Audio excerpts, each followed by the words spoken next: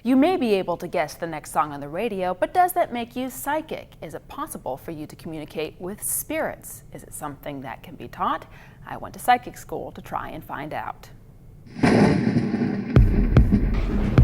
What comes to mind when you hear the term psychic or medium? Do you picture a crystal ball or envision a scene out of an M. Night Shyamalan film? I see dead people. Would you call yourself a skeptic? Don't worry, I'm not going to levitate out of the chair. My head's not going to spin around. Meet psychic medium and spiritual teacher Joanne Gerber, internationally recognized for her work with the otherworldly. Our intention is to provide the healing and the closure to those who have had loved ones passed.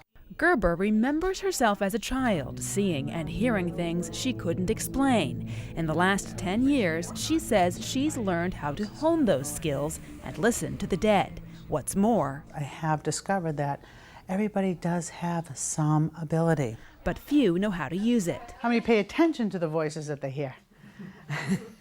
There's always a little bit less on that question for some reason. Welcome to Psychic School. On a recent fall weekend in New Hampshire, Gerber led a workshop of more than a dozen students from all over the country interested in her abilities and their potential. I'm not a skeptic anymore. These three sisters came from Michigan. They first reached out to Gerber more than a year ago, seeking comfort after their mom died. I was so devastated and just stumbling. I didn't know how to live without my mom. That's how close we were.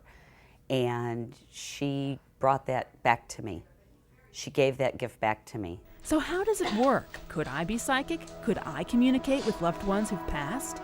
Just sense what you're picking up, what kind of vibration from the object inside the envelope. Gerber teaches her students how to clear their minds and sense the energy that she says is in all objects and all spirits. And if things are coming to you, whether it's phrases or words or sensations, or you're hearing something, seeing something, smelling something, I want you to just write it down. At the end of this 3-hour class, the students, my curious self included, all wrote down the name of a loved one on an index card and swapped it with another student. The goal? To test our abilities as mediums, whether we could sense the energy of the person named on the card. Either a Joe or a J name or something that had to do with the J came through. I seemed to miss the mark, but Caitlin, a med student from Alabama, had hidden in her hands the name of the only loved one I've ever lost.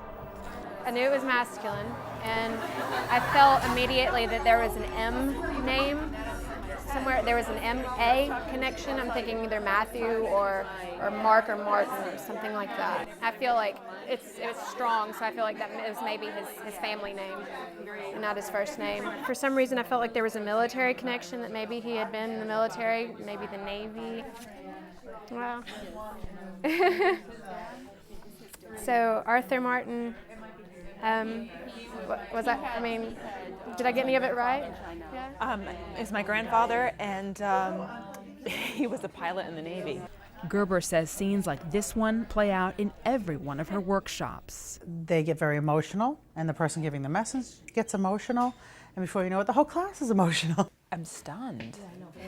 That's the only word I keep coming back to is stunned, because it's a little pink card, you know, and she got so much that it's hard to, these are things that you could not really make up. Gerber calls that evidentiary information, facts a stranger could never know. The rest of us, even skeptics like me, call it comfort. He wanted me to leave you with peace and to let you know that he's happy and that he's very proud of you and that he does watch over you, and he leaves you with love. Gerber speaks at and leads workshops all over the country. She says this is her busiest time of year. Lauren Collins, NECN.